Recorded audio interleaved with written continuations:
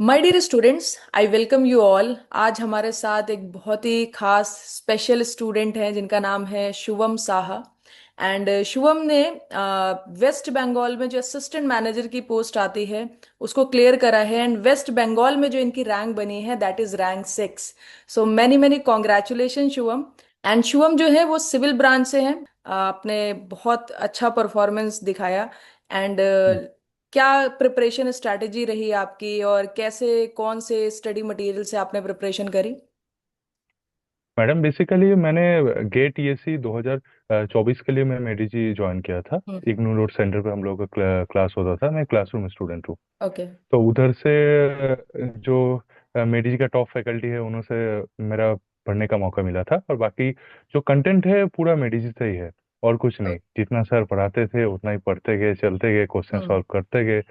तो हम्म। इस हिसाब से करते गए मैडम, उसके हिसाब से ये रिजल्ट है और कुछ नहीं है। बाकी टेस्ट देते गए, मैं बाहर से थोड़ा टेस्ट दिया हूँ। बाकी कंटेंट 100% मेरी जगह है और कुछ भी नहीं है। हाँ, पूरा क्रेडिट मेरी जगह। ओके। सो ये गेट ईएससी की प्रिपरेशन की जो जर्नी आपकी चल रही थी, इसमें बीच में ये वेस्ट बंगाल असिस्टेंट मैनेजर की पोस्ट कैसे आई?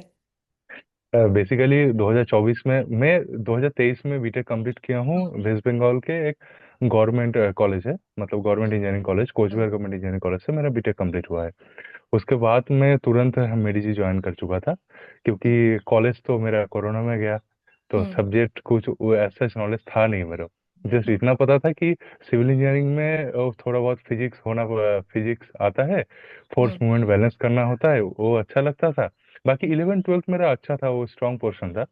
तो हम्म। इतना पता था कि अच्छे से पढ़ूंगा तो हो जाएगा। तो हम्म। बीटेक करने के बाद ही थोड़ा बहुत ही नॉलेज था, दो चार सब्जेक्ट ही पढ़े थे, ऐसा कुछ पता भी नहीं था।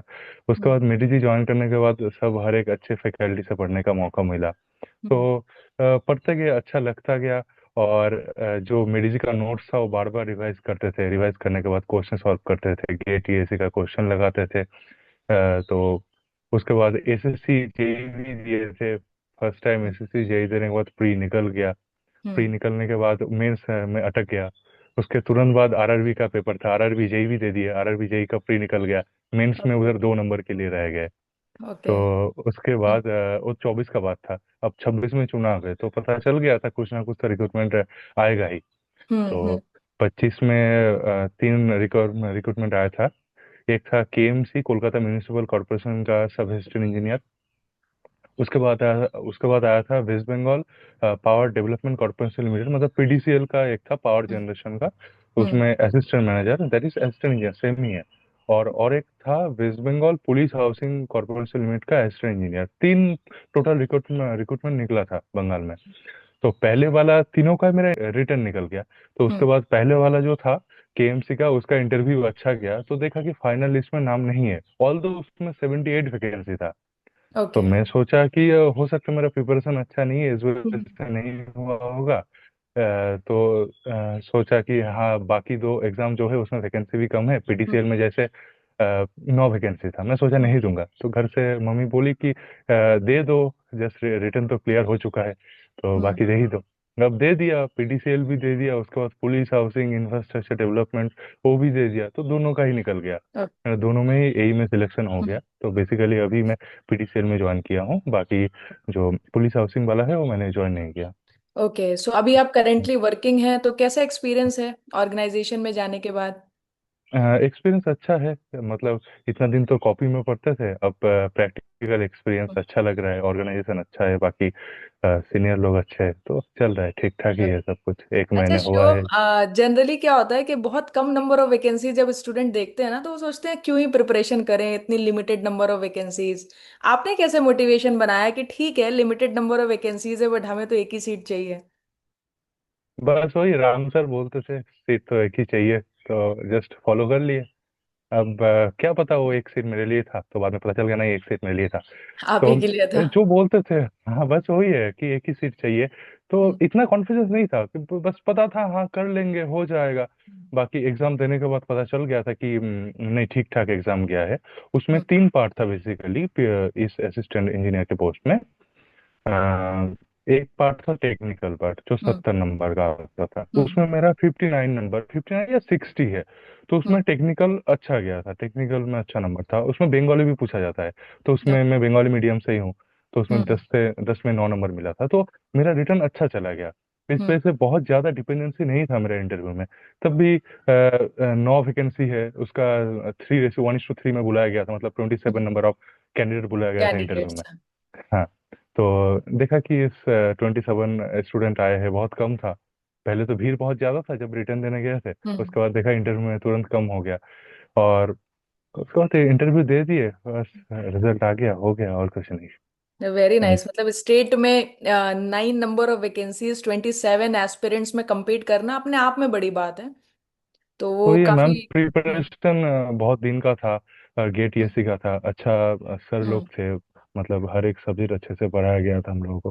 हम्म। जैसे Sohail but Ram sir generally पढ़ाए मैं थे। क्या ऑब्जर्व करती हूँ, जब स्टूडेंट प्रिपरेशन शुरू करते हैं ना, तो 1 ईयर तो पूरा प्रिपरेशन में ही चला जाता है। बिल्कुल मैम, बट बिल्कुल। आपका क्या है, 24 में आपने स्टार्ट करा, 26 इज जस्ट स्टार्टेड, 25 में ही आपने एसएससी का प्री क्लियर कर लिया, फिर उसके बाद आरआरबी का भी प्री क्लियर कर लिया। Now finally you got selected in your state. तो क्या हाँ, प्रिपरेशन स्ट्रेटजी फॉलो करते थे, और आपने क्या ऐसा डिफरेंट करा जो बाकी एस्पिरेंट्स नहीं कर पाते हैं, क्योंकि क्लास में बहुत टाइम जाता है। तो बिल्कुल। क्लास का टाइम प्लस फिर खुद की सेल्फ स्टडी, उन सारी चीजों को कैसे बैलेंस करते थे, क्या स्केड्यूल फॉलो करते थे? जैसे मैडम, बेसिकली मेरे केस में मैं बताया, मैं कॉलेज में उतना खास पढ़ा नहीं, क्योंकि कोविड में हम्म। चला गया, मेरे को पता ही नहीं हाँ। चला कि कौन सा सब्जेक्ट कब आ रहा है, कब जा रहा है, कब सेमेस्टर हो रहा है। तो थोड़ा बहुत उतना ही पढ़ना पड़ता है कॉलेज के लिए, 10 साल की पीवाईक्यू करते जाओ, हो जाता है। बाकी हम्म नॉलेज वॉलेज बहुत, मतलब कोई कॉलेज से निकल के एग्जाम देगा तो नहीं निकलेगा, कोई अच्छे से नहीं पढ़ा होगा, मेरे जैसे स्टूडेंट रहा हम्म होगा तो। हम्म तो बाकी मैं करता था, सर लोग जितना बोलते थे कि रिवाइज करना है, उसके बाद क्वेश्चन क्वेश्चन लगाना है। तो हम्म पहले पहला साल क्या हुआ ना, पहला साल मतलब कोचिंग में, सच तो कोचिंग में ही निकल गया, टाइम मिलता नहीं था, तो जितना टाइम मिलता था उतना रिवाइज करते थे, क्योंकि मेरे को कंटेंट, मतलब सब्जेक्ट के बारे में उतना पता नहीं था, तो हम्म उतना रेडी करते रहते थे। उसके बाद बाकी एग्जाम आता गया, हम्म जैसे एसएससी आया, एसएससी का पीआईक्यू में लगाता था। उसके बाद आरआरबी आया था, आरआरबी का पीआईक्यू लगाया, तो नंबर ऑफ एग्जाम मैंने कवर कर चुका था। हम्म ऊपर से मैं पहले साल में गेट ईएससी लगा रखा था, तो क्वेश्चन लगाया था, और ऊपर से कंसेप्ट ठीक ठाक था, इस वजह से निकल गया। और टेस्ट सीरीज को मैंने बहुत वैल्यू किया था मैम, मतलब सुबह उठ के टेस्ट देना, जितना हम्म। पढ़ा हूँ उस हिसाब से टेस्ट देना। तो ये सब मतलब मैटर किया है कि लगे रहना चीज़ों में, बस ये कंसिस्टेंसी और कुछ नहीं। Very nice. And GATE ESC की प्रिपरेशन स्पेशली एजे में बहुत ज्यादा हेल्प करती है, क्योंकि बहुत ज़्यादा, बहुत ज़्यादा। ESC is the umbrella.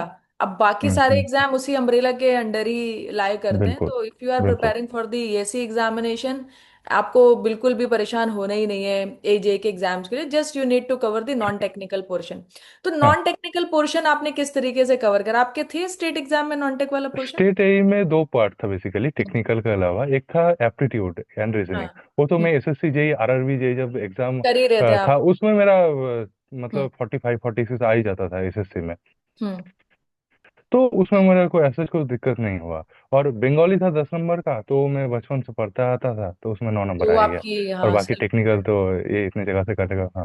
ये टेक्निकल पार्ट जो है मैम, ये मेरी के जितने सारे फैकल्टी है, इसके लिए मेरा इंटरेस्ट मतलब बना बेसिकली। हम्म हर एक सब्जेक्ट जैसे पढ़ाया गया, हर एक सब्जेक्ट मतलब राम सर सॉइल लेते थे, ऋषि सर स्ट्रेंथ ऑफ मटेरियल लेते थे, बाकी ऐसे ही अखिलेश सर लेते थे बीएमसी। तो ऐसे सब्जेक्ट मतलब सर लोगों के लिए मतलब हुआ है ये सब, और कुछ नहीं है हम्म बाकी। हम्म। यही मैं बताना चाहता हूँ, और कुछ नहीं। सो ओवरऑल मेडिजी के साथ आपका एक्सपीरियंस काफी अच्छा रहा। आई अच्छा, कैन अच्छा फील था इन सर। Your words. अच्छा, कुछ अच्छा सर। कहना चाहेंगे हाँ, अपने अच्छा था। टीचर्स को? एक मैसेज देना चाहेंगे अपने टीचर्स को? टीचर्स को थैंक यू बोलना चाहता हूँ, थैंक यू बोलूंगा तो कम हो जाएगा, बस यही यही है, और कुछ नहीं बोलना चाहता कि सही सही बात है। Very nice. मतलब कई कुछ चीजें ऐसी होती है ना जो जो थैंक यू बताना में आप हाँ, कंप्लीट नहीं कर सकते। बिल्कुल, बिल्कुल, बिल्कुल। जो फ्यूचर एस्पिरेंट्स हैं, जो स्टेट के, अपने स्टेट के एग्जाम की तैयारी कर रहे हैं या एसएससी और आरबी की तैयारी कर रहे हैं, उनको आप क्या गाइडेंस देना चाहेंगे, जो 26 में प्रिपरेशन करेंगे एंड ईयर एंड में एग्जाम अपेयर होंगे? मैम सजेशन मतलब, पहले जिस एग्जाम के लिए प्रिपरेशन प्रिपरेशन कर रहा है, उसको पहले सोचना होगा कि बेसिकली पीआईक्यू को ऊपर बेस करके हम्म कौन सा जगह से क्वेश्चन पूछा जा रहा है, ये पहले देखना पड़ेगा। हम्म। मतलब कौन सा पोर्शन से क्वेश्चन पूछा जा रहा है, कौन सा सब्जेक्ट से, वो पहले देखना पड़ेगा, उसका एनालिसिस करना पड़ेगा, उस जगह हम्म। को अच्छे से पढ़ना होगा। और उसके बाद बाकी जगह भी पढ़ना है, बट वो पहले पढ़ना है। और टेस्ट देना है, कंटिन्यूअस टेस्ट देना है, कंसेप्ट को रटते जाना है, और फॉर्मूला को लिखना है। बस यही है, और कुछ नहीं है। कंटिन्यूटी मेंटेन रखे, डेली लगेगा कि नहीं होएगा, बट हम्म। बोलना खुद को ही है कि हो जाएगा। हम्म। बस ऐसे कंटिन्यू लेकिन करना है। इट्स स्मार्ट स्ट्रैटेजी कि आप एग्जाम के रिक्वायरमेंट को पहले समझिए, और जिस हम्म। तरीके के क्वेश्चंस उसमें पूछे जा रहे हैं, जिस टॉपिक से ज्यादा क्वेश्चन पूछे जा हम्म। रहे हैं, उसको आप प्रायोरिटी पर रखो। बिल्कुल। एंड बचा हुआ जो पोर्शन है फिर आपको उस पर भी काम करना है। ऐसा नहीं है हम्म। कि हम्म। सिर्फ हाईली वेटेज या इंपॉर्टेंट चीजों पे हम्म। काम किया, बाकी सारी चीजें छोड़ दी, तो उससे भी सिलेक्शन नहीं होगा बिकॉज ऑफ सिलेक्शन नहीं होगा, अच्छा कंपटीशन। नंबर चाहिए। हम्म। हाँ, तो अच्छा नंबर के लिए जो इम्पोर्टेंट है उस पर डबल काम करना है, और जो हम्म। अनइम्पोर्टेंट है उस पर भी अच्छी तरीके से काम करना है। जैसे madam for example, hmm. SSC इतना दिन से टीसीएस पेपर कंडक्ट कराता था। तो हाँ। टीसीएस का तो एक मतलब सेट ऑफ क्वेश्चन है ना, जहाँ से हाँ। क्वेश्चन पूछा जाता है। और हम्म। बाकी एग्जाम में कहाँ से क्वेश्चन पूछते हैं। तो हम्म। वो टीसीएस का जो अगर पीआर की कोई अच्छे से कर लेगा, तो वो सब एग्जाम बहुत डिफिकल्ट नहीं लगेगा। ये भी एक हम्म। चीज है। तो हम्म। थोड़ा स्मार्ट स्ट्रेटेजी अपना सकते हैं कोई भी, और जिसको करना है वो किसी भी मतलब कीमत में कर ही लेगा। कर ही ये लेगा। तो। Very nice. So Shivam, thank you so much for your time, thank and you I ma'am. Think thank you. आपने जो अपने इंसाइट्स शेयर करे और अपनी जो जर्नी शेयर करी, that is going to help the students a lot. And wishing you all the very best. अभी आगे और भी एग्जाम्स हैं, मेहनत करते रहिए और इसी तरीके से जो है मल्टीपल बिल्कुल एग्जाम्स बिल्कुल। आप क्लियर करिए। बिल्कुल बिल्कुल मैम। ठीक है ma'am. Thank okay, thank you. Thank you, thank you. Thank you Shivam.